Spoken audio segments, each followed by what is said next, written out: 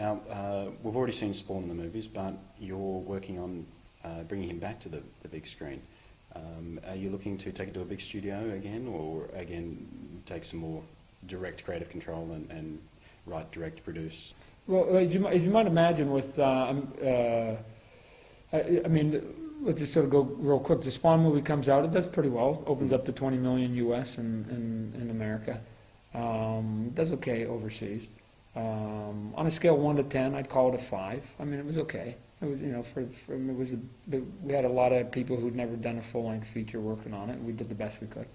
And then it bounced around at a couple of studios that couldn't quite figure out what to do with it.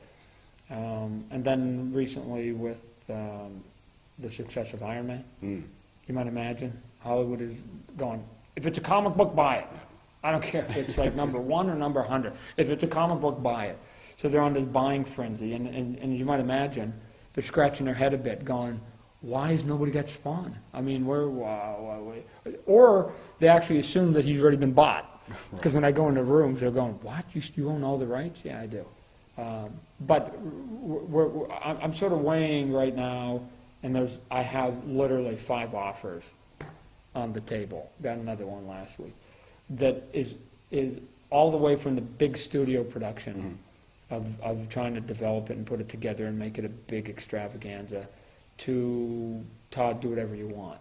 And the Todd, do whatever you want, to me is a small, tight, budgeted, very tight scripted, not a lot of grand scene setting stuff, because again, I knew the budget was going to be small, and make it an R-rated, dark, spooky movie in which the whole movie is real, except for one element in it is out of the ordinary, and that's the thing that we intellectually would know to be Spawn. He's just a force of nature. There's no supervillain. There's none of the traditional trappings of a comic book, and so it's more like a movie like L.A. Confidential or Departed, and except for there's one thing that moves, and there's only a couple of the characters in the movie that actually even know that the shadow is moving, and of those, they're not even sure that they see what they think they're seeing, and they just think they're getting paranoid because of some of the activities that they have. So Spawn is more of a catalyst in the movie. I mean, I keep sort of saying to people, you know, you think, and it's sort of a big example, but if you think of Jaws, where Jaws was the title character, but he didn't talk in the whole movie. In their mind, I don't have Spawn talking. He's just there or he's not. And the story is more about those that are hunting the shark, if you will, and my shark happens to be Spawn. And why would I go there? One, because I know that I can do that on a tight budget, and two, I think sometimes when you bring a big brand to the screen, there's luggage that comes with it, and it can, you know, the fans sort of get sort of goofy. But I've got 2 daughters now. My 2 oldest are female, and I go, I know there's a way to make a movie that they would go to. Not, I don't want to make a girls' movie, but I'm saying they go to creepy, scary movies, and make it a movie that a certain crowd will go to. Oh, and by the way, those of us that know it's based on that comic book are going to go anyways, even if it's just curiosity.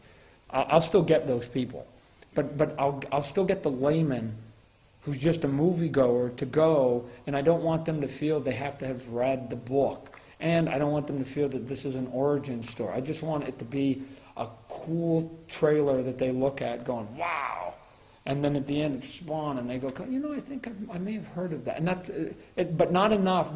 They didn't hear about it enough to go, oh, it's a comic book, oh, it's, you know, that's a boy thing. I don't want that. I want it to be a little more broader than that. And the only way I'm going to get there, if I do a serious, from my perspective, I do a serious R-rated drama. Now, haven't quite made that decision because those offers are standing there, but that's the direction that I'm leaning towards right now. Now, given that, like you said, Spawn can work on a smaller budget with a sort of tighter, more concentrated kind of feel, have you ever thought about bringing him back to the TV? I mean, we had the animated series. Yeah. Ever thought about bringing the animated series back or doing a live-action TV series? Yeah, the animation, we actually developed a follow-up to it. And then it got caught into some legal wranglings. Recently we solved those, and so all the rights for the animation come back to me at the end of this year. Excellent. So I will be holding it. Not only will I be holding the rights, I will be holding all the work that went into it up to that point. And what we did up to that point was everything other than go to an animation house and animate it. All the voice work was done, all the storyboards were done, all the character designs, all the background, all the color work. I mean, there's a tremendous amount of work that has to get done. The breakdown happened in trying to choose what studio to go to, Right. and that's where the disagreement came. But we've since recently resolved that. So once all those rights come back to me at the end of this year, I mean, I'm 85% done with it. I just have to literally pick a studio, put a music score on top of it, edit it, and I'm done. Oh, by the way, it's an 85-minute movie right now. It's because it was intended to be originally a direct-to-DVD. So we can now use that as a sort of a pilot when I go back to cable and say, hey, anybody want to pick it back up? Use that as a pilot, or I can then take the 85 minutes, cut it into 3, and say you've got your first 3 shows already, bang, bang, bang, and now let's just start working on show number 4. But, I mean, obviously my first choice would be to go back to HBO because they were the ones that gave me the break on the first one. But if they say no, I have total confidence there's enough cable stations out there that are looking for something that will bring an audience to them, that the animation will get back on the air. Excellent. Very happy to hear that. Yeah. So it'll probably end up happening as weird as it is. In '97, the movie came out and the animation came out at the same time, almost within 2 months, and we sort of had it.